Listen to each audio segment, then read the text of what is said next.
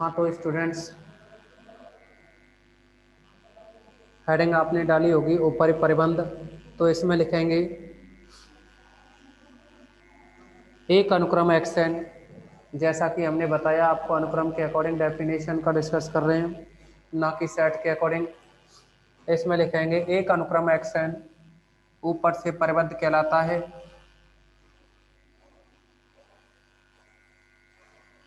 एक अनुक्रम एक्शन ऊपर से परिबद्ध कहलाता है। परिबद्ध यानी गिरा हुआ।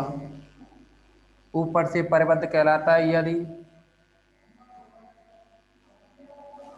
एक वास्तविक संख्या कैपिटल के एक वास्तविक संख्या कैपिटल के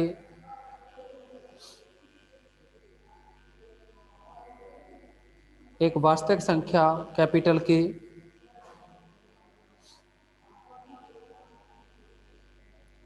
इस प्रकार विद्यमान है कि जब भी हम ये बोले ना एक अनुक्रम एक्शन, तो अनुक्रम को लिखा जाता है हमेशा करली ब्रैकेट में, ठीक है ना। तो आपके लिए जो डेफिनेशन बोली हमने वो दोबारा सुन लें। एक अनुक्रम एक्शन, एक्शन हमेशा करली ब्रैकेट में लिखना है। एक अनुक्रम एक्शन, जब भी अनुक्रम के बाद एक्शन बोले तो समझ जाना करली ब्रैकेट में ही लिखना है, ठीक है ना। यानी जब भी अनुक्रम के बाद में एक्शन बोले हम तो करली ब्रैकेट में लिखना है आपको।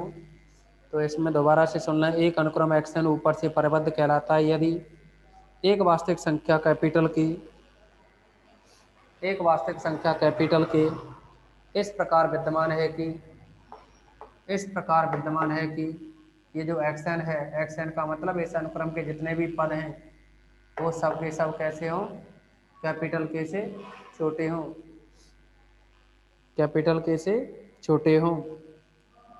For all n belongs to N, for all n belongs to capital N. Okay, आप देखेंगे इसमें यहाँ भी आपको दिख रहा है कि ऊपर परिबंध की डेफिनेशन के लिए अगर हम इस एस के अवयवों को इस सेट में लिखे हुए ना, इन अवयवों को अगर हम एक्शन कहें, 5 से लेकर के 9 तक जो भी अवयव हैं इनको एक्शन कहें, तो इन सभी का मान है वो अगर किसी के से कैपिटल के से छोटा हो, छोटा मतलब यानी कैपिटल के का मान इधर कुछ भी हो सकता है, ये सब ऊपर परिबंध है। तो देखिए एस के जो मान है ना वो क्या है, इन सबसे छोटे हैं। तो वही लिखा है हमने, x and less than equal k for all n belongs to N. Okay, इस कंडीशन में x and less than equal k for all n belongs to N. इसके जस्ट बाद एक और लाइन लिखोगे आप सभी, एक और लाइन लिखेंगे इसमें संख्या के, इसी के जस्ट नीचे लिखोगे संख्या कैपिटल के अनुक्रम एक्शन का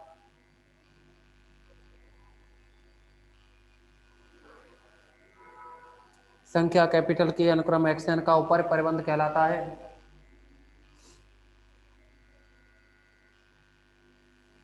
ऊपर परिबंध कहलाता है। नेक्स्ट हेडिंग डालोगे नीचे से परिबद्ध।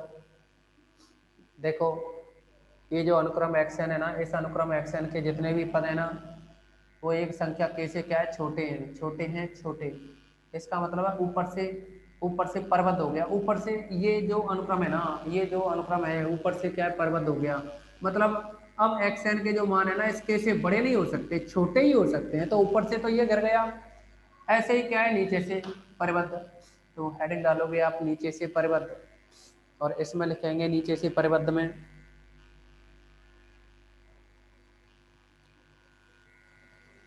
अनुक्रम एक्शन नीचे से परिबद्ध कहलाता है यदि अनुक्रम एक्शन नीचे से परिबद्ध कहलाता है यदि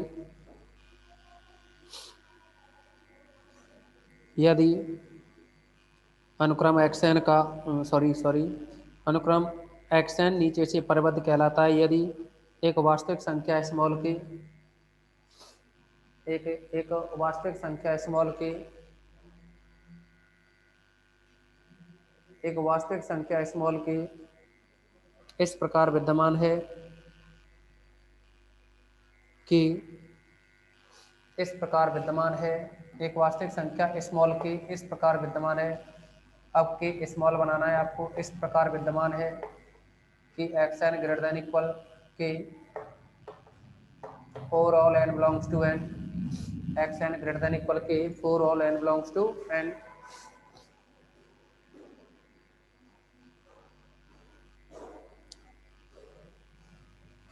तथा स्मॉल के तथा स्मॉल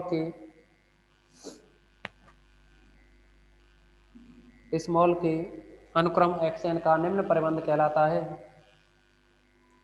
तथा स्मॉल के अनुक्रम एक्स एन का निम्न परिबंध कहलाता है। आप सभी एक काम करेंगे,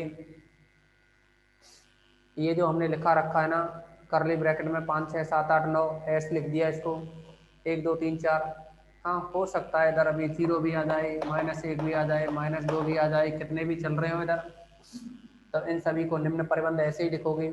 ऊपर परिबंध लिखोगे, एरो का चिन्ह लगा के इसको निम्न कह दोगे, इसको उच्चक कह दोगे, सेम टू सेम नोट कर दो कहीं भी, ठीक है ना, अपने समझने के लिए, ये नोट कर दो सेम, ठीक है ना, सेम नोट करें, थोड़ा स्पीड से करेंगे लेकिन।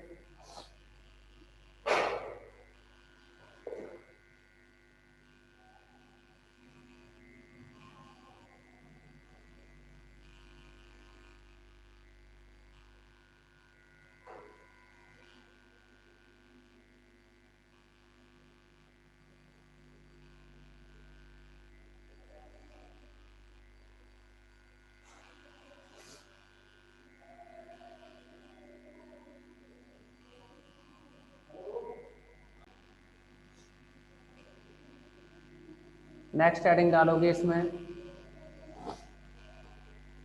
सभी नेक्स्ट हेडिंग डालेंगे अब।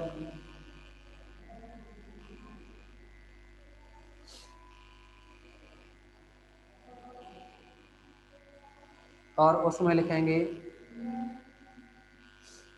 अनुक्रम के उच्चक, यानी उच्चक लिख दो केवल,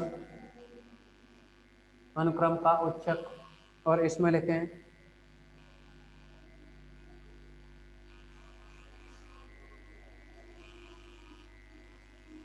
सभी ऊपर परिबंधों में उच्चक में हेडिंग डालें, और उच्चक जो हेडिंग डाली होगी आपने उसमें लिखें, उच्चक में लिखेंगे सभी ऊपर परिबंधों में न्यूनतम मान, सभी ऊपर परिबंधों में न्यूनतम मान,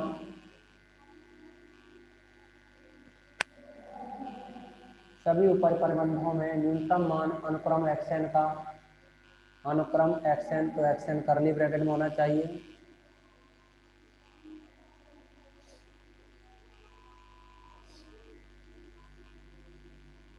सभी ऊपर परिबंधों में न्यूनतम मान अनुक्रम एक्शन का उच्चक कहलाता है।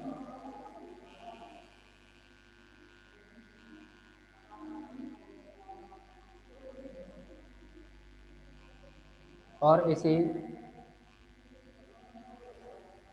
इसे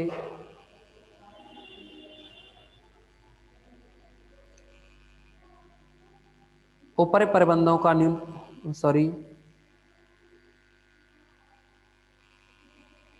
केवल इतना ही लिखो, उच्चक कहलाता है। नेक्स्ट लाइन से लिखोगे निम्नक, उच्चक के बाद में हेडिंग डाल दो निम्नक, और इसमें लिखेंगे निम्नक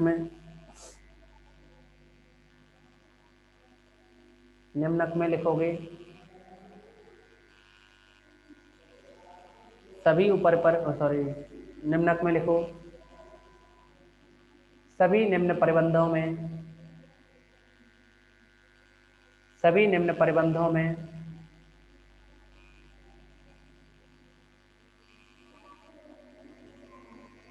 सभी निम्न परिबंधों में उच्चतम मान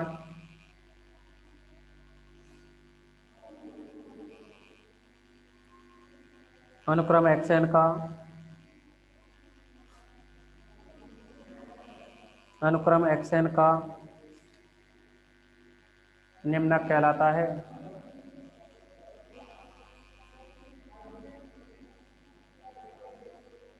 अनुक्रम एक्शन का निम्नक कहलाता है।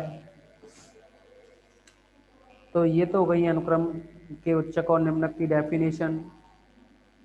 देखिए ये डेफिनेशन क्या है, दो तीन जगह आएंगी है ना, हमने यहाँ अनुक्रम के आधार पर लिखा दिया है। अभी आपको परिबद्ध अनुक्रम की डेफिनेशन बताई थी, तो परिबद्ध अनुक्रम की डेफिनेशन को दो तरह से लिख सकते हैं, एक आपने पहले लिख दी है, एक और तरीका होता है जिसको हम बाद में आपको जब अनुक्रम कराएंगे तो वहाँ करवा देंगे, ठीक है ना। नेक्स्ट हेडिंग डालोगे, एक दिष्ट वर्धमान फलन, एक दिष्ट वर्धमान फलन, यहाँ जो वर्धमान ह्रासमान है ना, वर्धमान ह्रासमान, एक दिष्ट वर्धमान, एक दिष्ट ह्रासमान, इन सब के बारे में और डिस्कस करेंगे।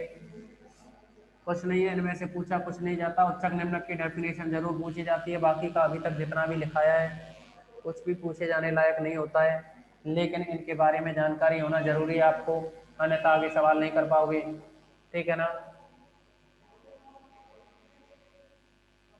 तो देखिए यहाँ हम कुछ ग्राफ बता रहे हैं आपको,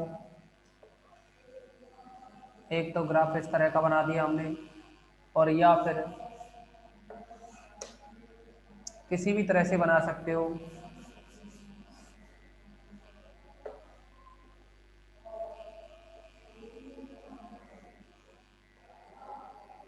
एक तो ये ग्राफ बना दिया हमने, एक और देखिए अब इसमें,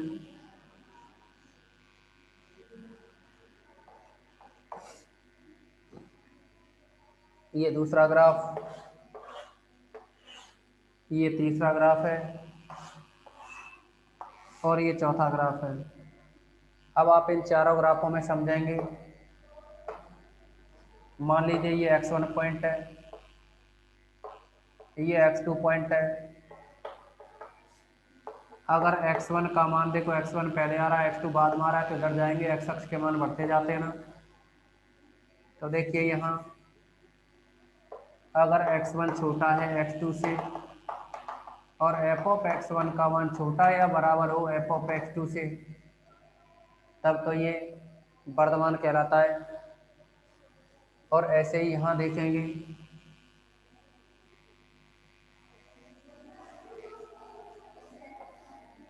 ये x1 है और यहाँ x2 है, देखो घटता ही तो जा रहा है, या बराबर हो सकता है, बराबर भी हो सकता है, देखो फलन का मान x1 पे ये y1 और ये y2, या इसको y1 मतलब f ऑफ x1, y2 मतलब f ऑफ x2।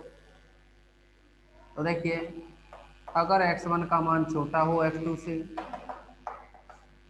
और f ऑफ x1 का मान क्या है, बड़ा या बराबर हो f ऑफ x2 से, देखो x2 अगर यहाँ की बजाय यहाँ होता तो ये मान y का छोटा हो जाता ना, ये मान y1 का बड़ा है, अगर x2 यहाँ की बजाय इधर होता तो क्या हो जाता, देखो x1 का मान x2 से छोटा होने पर, x1 कैसा है, छोटा है, x1 पहले आ रहा है ना मूल बिंदु से कम दूरी पर है, x1 तो छोटा होगा, x2 ज्यादा दूरी पर है तो बड़ा होगा। अगर x1 का मान क्या हो जाए, x1 का मान है वो बड़ा आ जाए x2 से, तो ऐसी कंडीशन में इसको ह्रासमान फलन कहते हैं, ह्रासमान यानी, अब देखो निरंतर ह्रासमान नहीं कहेंगे, ह्रासमान, ह्रासमान का मतलब है बराबर भी हो सकता है घट भी जाए, बराबर भी हो जाए घट भी जाए, ठीक है ना। और एक होता है अपना निरंतर वर्धमान। तो यहाँ देखिए कोई भी पॉइंट लो, जैसे x1 लिया, x2 लिया, तो आप देखोगे इस x1 के संगत y का मान y1 हो जाए, x2 के संगत y का मान y2 हो जाए। तो यहाँ देखेंगे अगर x1 का मान x2 से छोटा है, तो ये जो y1 मतलब f ऑफ x1 का मान ये छोटा है कितने से, y2 का मतलब f ऑफ x2 से, और ये कभी भी बराबर नहीं हो सकता, ये क्या है, कभी भी बराबर नहीं हो सकता। पॉइंट को अगर x2 को आप यहाँ लें तो देखिए तब भी कुछ ना कुछ मान बढ़ा ही आएगा, ठीक है ना। इस कंडीशन में कभी भी क्या नहीं होगा, बराबर नहीं आएगा, जबकि यहाँ बराबर आ सकता था, इन दोनों में इतना ही अंतर है, इसीलिए इसको कहते हैं हम वर्धमान, एक दिष्ट वर्धमान, एक दिष्ट वर्धमान, और इसको कहेंगे हम निरंतर एक दिष्ट वर्धमान।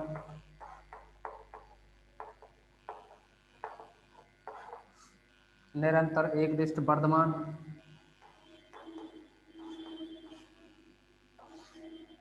और ये है यहाँ ह्रासमान। अगला है ये ह्रासमान,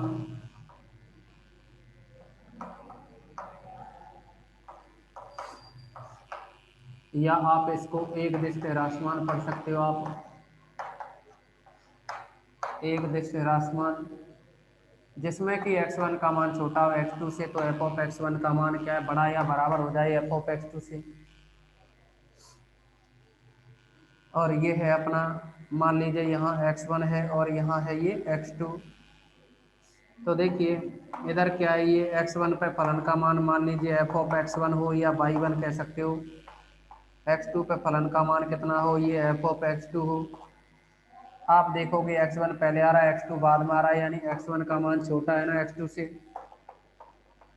किंतु f ऑफ x1 क्या है, बड़ा है ना इस f ऑफ x2 से। f ऑफ x1 बड़ा है f ऑफ x2 से, किंतु किसी भी कंडीशन में बराबर नहीं होगा। f ऑफ x1 हमेशा देखो f of x1 f of x2 से बड़ा है। कहीं भी ग्राफ बनाओगे ना, यहाँ लाओगे तो भी f ऑफ x1 बड़ा होगा।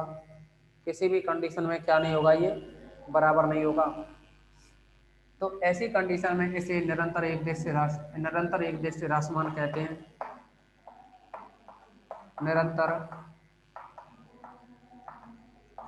एक दिष्ट ह्रासमान, ठीक है ना। तो इन चारों के डायग्राम को आप स्क्रीनशॉट लें, बाद में नोट कर देना, हम डेफिनेशन लिखाएंगे पहले आपको। ये दूसरी डेफिनेशन, ये तीसरी रहेगी और ये चौथी रहेगी। वैसे इसको आप क्या है 12th क्लास में पढ़ के आते हैं सभी, है ना। सभी स्टूडेंट क्या है इसको 12th क्लास में भी पढ़ करके आते हैं। तो अब आप इसमें लिखोगे, इस पहले तो इसका स्क्रीनशॉट लें सभी।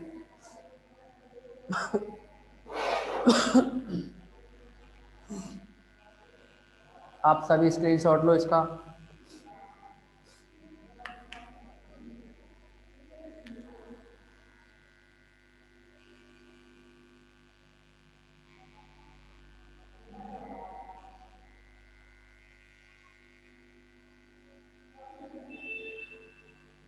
और इसमें लिखोगे आप,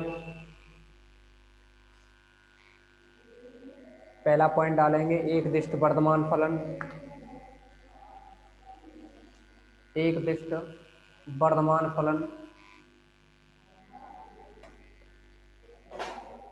एक काम करोगे, थोड़ा सा ऊपर से तुम्हें दिखाई नहीं दे रहा होगा ना, तो इसके लिए एक काम करें, अब स्क्रीनशॉट ले लें सभी,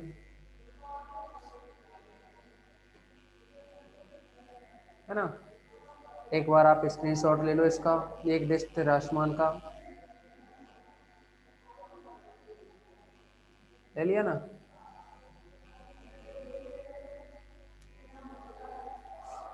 चलो आप इसमें अब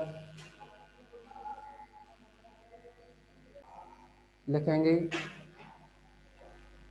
एक दिष्ट वर्धमान, और आप सभी इसमें लिखेंगे एक फलन f ऑफ x एक दिष्ट वर्धमान फलन कहलाता है यदि यदि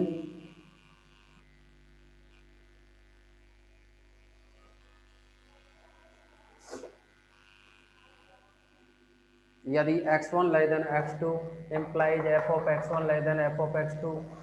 इस कंडीशन को नोट कर दोगे यदि के बाद में, ओके। इसके बाद में सेकंड पॉइंट डालोगे,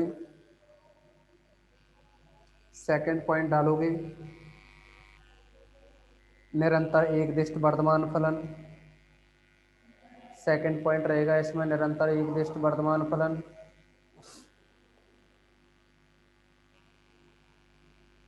निरंतर एक दिष्ट वर्धमान फलन,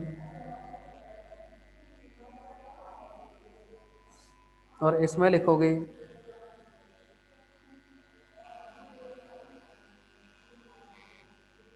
एक फलन f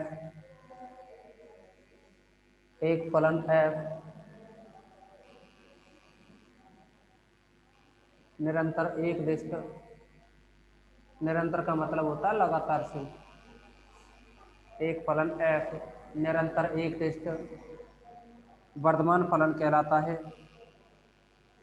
निरंतर एक दिष्ट वर्धमान फलन कहलाता है यदि यदि यदि के बाद में आप ये कंडीशन लिख दोगे।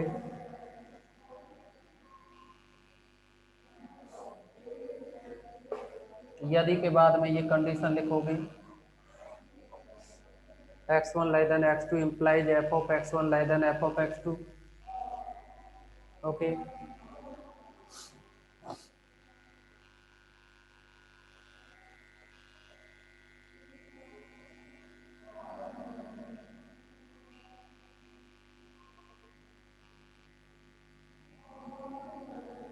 x1 less than x2 implies f of x1 less than f of x2। इसमें इक्वल नहीं लगाना।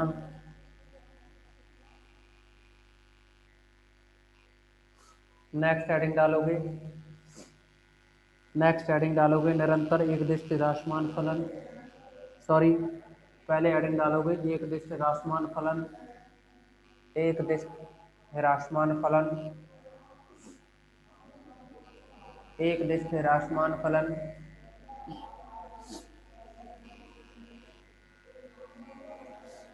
और इसमें लिखेंगे आप एक फलन f, एक फलन f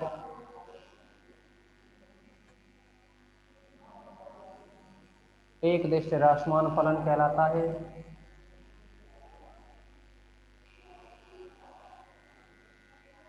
एक फलन f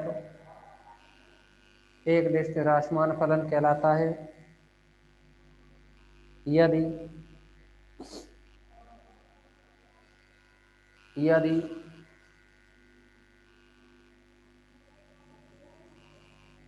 यदि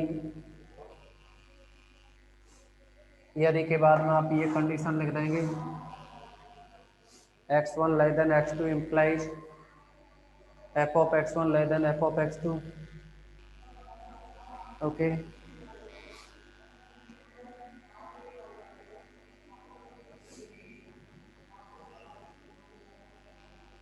लिख दिया होगा। फोर्थ नंबर की हेडिंग डालेंगे आप निरंतर एक दिष्ट राशमान फलन, निरंतर एक दिष्ट राशमान फलन, निरंतर एक दिष्ट राशमान फलन,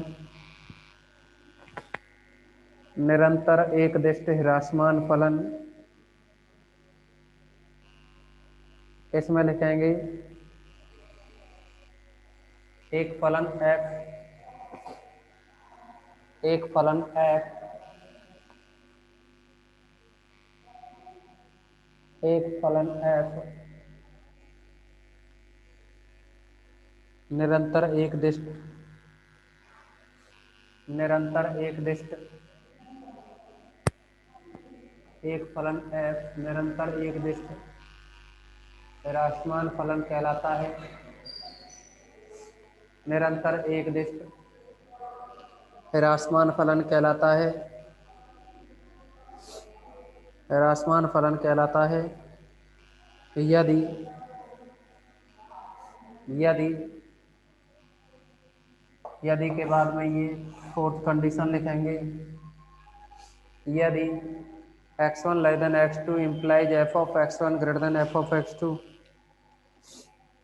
ओके, ये सब कुछ अभी तक जो भी पढ़ाया है 12th क्लास का है, कुछ भी नया नहीं कराया है अभी। अब आप एक हेडिंग डालोगे, एक हेडिंग डालोगे, हेडिंग डालें सभी, वाम पक्षीय सीमा। अरे लेफ्ट हैंड लिमिट पढ़ते हो ना, लेफ्ट हैंड लिमिट, वाम पक्षीय सीमा, वाम पक्षीय सीमा,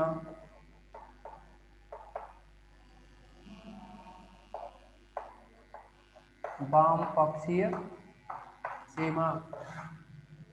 ओके, हेडिंग डालें अब वाम पक्षीय सीमा, यानी जो फलनों की जो सीमाएं हैं ना, उनके बारे में पढ़ेंगे हम।